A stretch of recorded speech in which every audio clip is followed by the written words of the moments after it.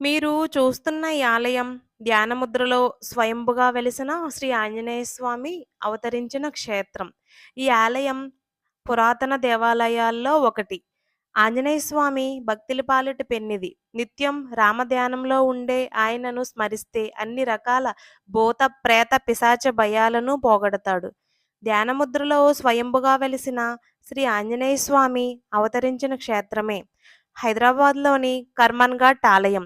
వందల ఏళ్ల నుంచి భక్తులను దీవిస్తూ ధ్యానముద్రలో ఉన్న అంజనాసుతుని దర్శనాన్ని చేసుకుంటే అన్ని రకాలుగా మంచి ఫలితాలు లభిస్తాయి. అంతేకాకుండా నయమవ్వని వ్యాధితో బాధపడినట్లయితే 40 రోజుల పాటు నిరంతర పూజలు చేస్తే వ్యాధి నయమవుతుందని చాలామంది నమ్ముతారు. ఇక్కడికి భక్తులు చిత్తశుద్ధితో వస్తూ ఉంటారు.